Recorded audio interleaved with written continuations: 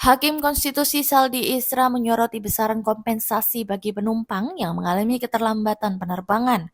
Menurutnya, ganti rugi maksimal Rp300.000 hingga sekedar makanan ringan dan air mineral tidak sebanding dengan potensi kerugian yang dialami penumpang.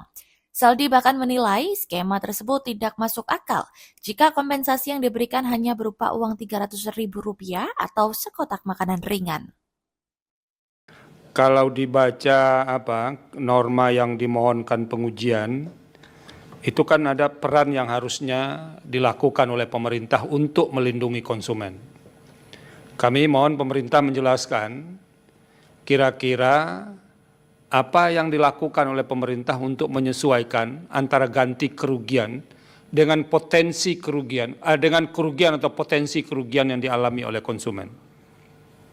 Karena begini, di sidang sebelumnya saya sudah mengatakan, ini kan kalau dilihat dari uraian ganti kerugian yang mungkin diterima itu kan paling besar itu 300.000.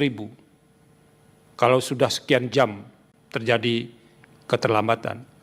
Padahal sangat mungkin Pak, orang mengejar pesawat, dia jadwalkan berangkatnya pukul 8 pagi, sampainya di Jogja pukul 9, lalu ke kotanya, dia sudah memperhitungkan jam 11 sudah harus ketemu dengan klien misalnya.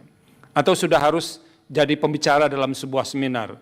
Atau jadi penguji dalam sebuah forum ujian misalnya. Nah, ini kan menjadi tidak masuk akal kalau kompensasi itu hanya diberikan 300.000. Atau hanya diganti dengan kue saja, makanan ringan atau air mineral saja.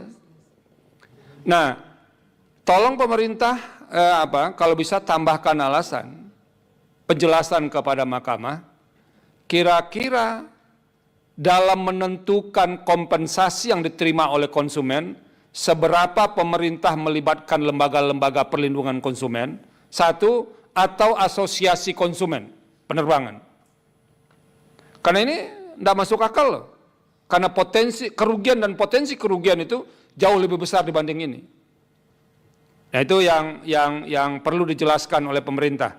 Jadi maskapai tidak bisa beralasan mengatakan ini kan perintah undang-undang memerintahkan ini diatur oleh peraturan yang lebih rendah, peraturan menteri. Lalu ini sudah ada peraturan menterinya, benar, nggak bisa begitu.